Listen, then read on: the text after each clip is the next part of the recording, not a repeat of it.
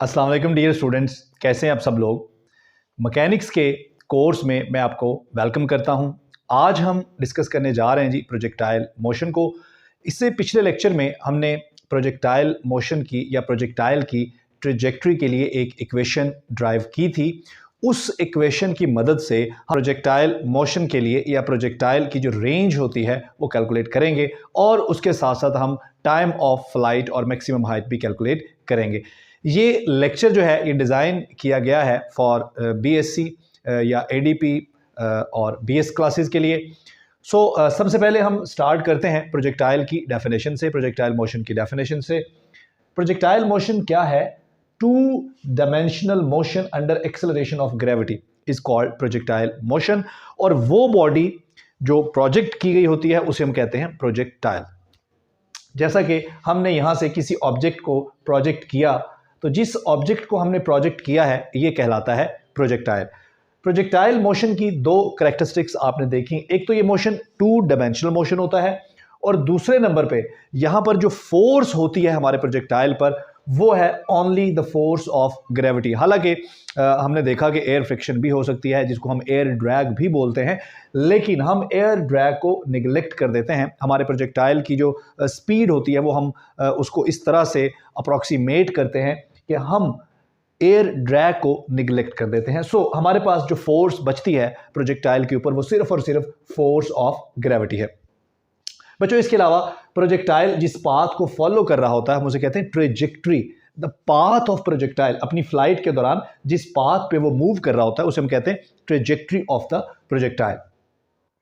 तो इस लेक्चर में एक्चुअली हमने ड्राइव करना है रेंज ऑफ प्रोजेक्टाइल, लेकिन हमने ड्राइव करना है विद इक्वेशन ऑफ ट्रेजेक्ट्री। तो रेंज क्या होती है ये देखें। यहां से हमने प्रोजेक्टाइल को प्रोजेक्ट किया तो ये कहलाता है पॉइंट ऑफ प्रोजेक्शन। ठीक है जी, इसे आप कह लें पॉइंट ए। ये है हमारा पॉइंट ऑफ प्रोजेक्शन। और यहां पर जाकर हमारा प्रोजेक्टाइल जो है उसने अर्थ को टच किया तो ये कहलाता है पॉइंट ऑफ लैंडिंग। तो पॉइंट ऑफ लैंडिंग और पॉइंट ऑफ प्रोजेक्शन, इसके दरमियान जो हॉरिजॉन्टल डिस्टेंस है, हॉरिजॉन्टल डिस्टेंस को हम क्या बोलते हैं? रेंज बोलते हैं। रेंज हमने कैलकुलेट करनी है तो स्टार्ट करते हैं जी। हमारे सामने ये इक्वेशन लिखी हुई है, इक्वेशन ऑफ ट्रेजेक्ट्री की। इस इक्वेशन से अब हम रेंज कैलकुलेट करेंगे। चूंकि रेंज को डिफाइन करते हुए हमने ये बोला है कि ये हॉरिजॉन्टल डिस्टेंस है, लिहाजा y को यहां पर हम 0 पुट कर सकते हैं। तो हमारे पास क्या बचेगा?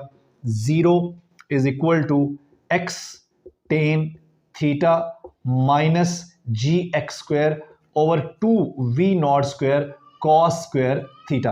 बच्चों यहां पर देखें, ये जो थीटा है ये हमारा एंगल ऑफ प्रोजेक्शन है जो हमने हॉरिजॉन्टल एक्सिस के साथ या एक्स एक्सिस के साथ लिया है। इसको मैं एक्स एक्सिस कह रहा हूं और ये जो मेरा वर्टिकल एक्सिस है इसको मैं वाई एक्सिस कह रहा हूं। इसको लिखा जा सकता है x tan theta is equal to g x square over 2v0 square cos square theta. यहां पर हम x को सिंप्लीफाई कर सकते हैं इसके साथ, तो हमारे पास बचेगा टेंजेंट थीटा, ये 2v0 स्क्वायर यहां पे आके मल्टीप्लाई कर दें, 2v0 square multiply by cos square theta और g डिवाइड हो जाएगा। यहां पे हमारे पास बचेगा x। इसको आप x2 कह लें और इसको आप x1 कह लें। इस पोजीशन को x2 कह लें और इस पोजीशन को x1 कह लें। तो पोजीशन x2 हमारे पास ये आ गई। इसको अब आप सिंप्लीफाई कर लें। टेंजेंट थीटा को हम लिख सकते हैं sine theta over cos theta multiply by v0 square multiply by cos square theta divided by g is equal to x2। अब यहां पर देखें, कॉस के साथ कॉस को हम सिंप्लीफाई कर लें, हमारे पास बच गया 2 साइन थीटा कॉस थीटा। अब 2 साइन थीटा कॉस थीटा को हम लिख सकते हैं साइन 2 थीटा। ठीक है जी, ये देखें जी, 2 साइन थीटा कॉस थीटा को लिख सकते हैं साइन 2 थीटा और साथ में हमारे पास क्या बच गया? v0 स्क्वायर और डिनोमिनेटर में क्या बचा? g is equal to x2। ये हमारे पास आ गई पोजीशन, वो पोजीशन जहां पर हमारे प्रोजेक्टाइल ने जाके लैंड किया है। ठीक है, रेंज किसके बराबर है? Range is equal to distance between landing position and point of projection. तो इन दोनों पोजीशन का डिफरेंस मालूम कर लें। x2 जो है हमारे पास v0 square sign 2 theta over g minus, यहां पर जो v0 है ये इनिशियल वेलोसिटी को रिप्रेजेंट कर रहा है। वेलोसिटी के दो कंपोनेंट्स हैं, x कंपोनेंट और y कंपोनेंट। अच्छा जी, यहां पर साइन 2 थीटा जी, तो x1 जो है ये एक्चुअली हमारा पोजीशन है हमारे पॉइंट ऑफ प्रोजेक्शन की, तो यहां पर हमारा डिस्टेंस 0 है। सो रेंज हमारे पास क्या आ गई, रेंज हमारे पास आ गई जी v0² sine 2 theta over g। तो ये है जी हमारी रेंज जिसको हमने फाइंड किया with the help of equation of trajectory. अब हम मैक्सिमम रेंज कैलकुलेट करेंगे। Maximum range,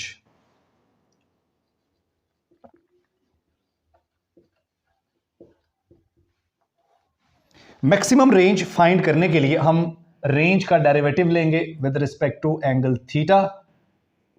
it should be equal to 0 for maximum range.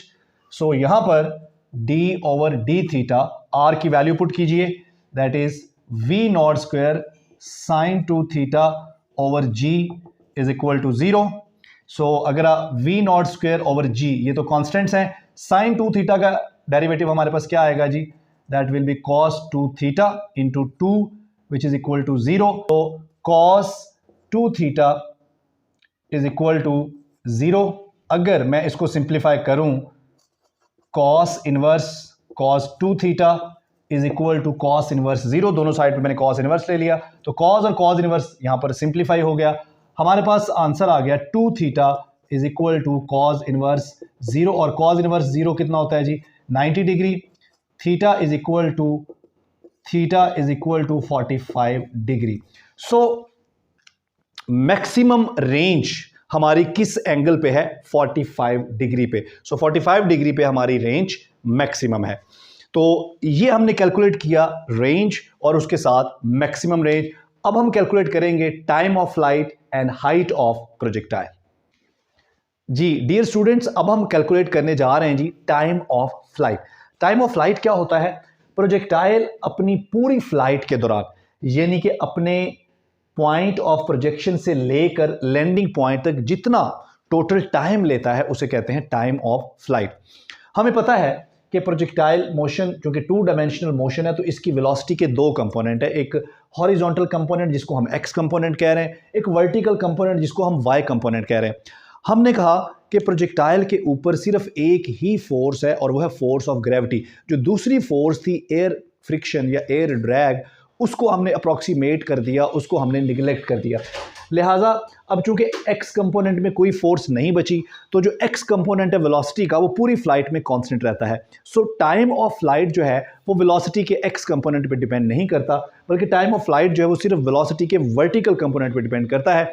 Velocity का जो वर्टिकल कंपोनेंट है वो पूरी फ्लाइट के दौरान चेंज होता रहता है। उसकी वजह है कि वर्टिकल एक्सिस में हमारे पास एक फोर्स मौजूद है, फोर्स ऑफ ग्रेविटी। लिहाजा जब आप यहाँ से प्रोजेक्ट करेंगे अपने प्रोजेक्टाइल को, तो उसका जो वर्टिकल कंपोनेंट है वेलोसिटी का वो मैक्सिमम होगा, फिर आगे की तरफ जाते हुए वो कम होता जाएगा, और जब आप मैक्सिमम हाइट पे पहुंचेंगे तो वर्टिकल कंपोनेंट वेलोसिटी का 0 हो जाएगा। उसके बाद फिर दोबारा से वर्टिकल कंपोनेंट ऑफ वेलोसिटी बढ़ना शुरू होगा, लेकिन इस पूरी फ्लाइट में जो हॉरिजॉन्टल कंपोनेंट है वो कांस्टेंट रहेगा। लिहाजा टाइम ऑफ फ्लाइट जो है वो डिपेंड करता है सिर्फ वर्टिकल कंपोनेंट के ऊपर। इसी वजह से हमने ये जो सेकंड इक्वेशन ऑफ मोशन यहाँ पे लिखी है, हमने यहाँ पर वेलोसिटी का वर्टिकल कंपोनेंट लिया है, हॉरिजॉन्टल कंपोनेंट नहीं लिया।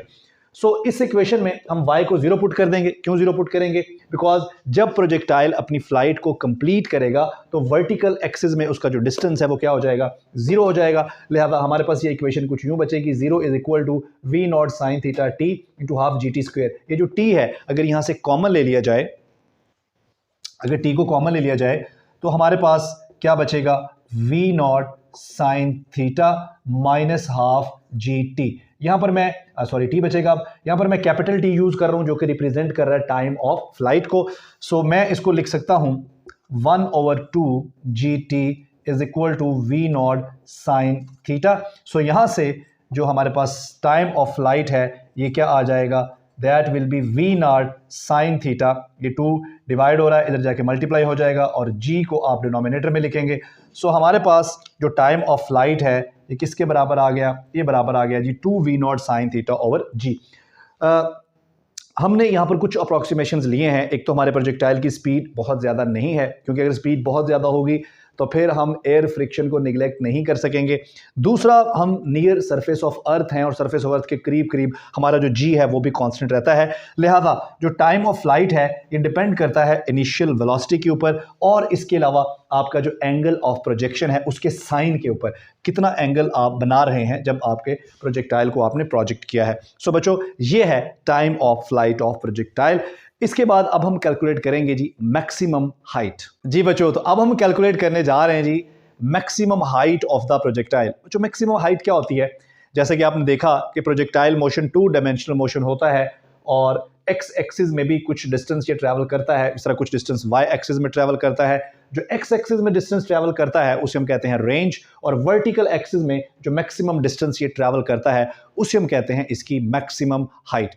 क्योंकि अब वर्टिकल एक्सिस की बात हो रही है तो मैक्सिमम हाइट कैलकुलेट करने के लिए हम सेकंड इक्वेशन ऑफ मोशन यहां पर यूज करेंगे और वहां पर मैं वेलोसिटी का साइन कंपोनेंट ले रहा हूं, वर्टिकल कंपोनेंट ले रहा हूं, क्योंकि हम वर्टिकल एक्सिस में डिस्टेंस कैलकुलेट करने जा रहे हैं। जी आपको पता है नेगेटिव है, और ये जो टाइम ऑफ फ्लाइट है टी, ठीक है जी, ये देखें टाइम ऑफ फ्लाइट हमने अभी अभी कैलकुलेट किया 2v0 sin थीटा ओवर जी।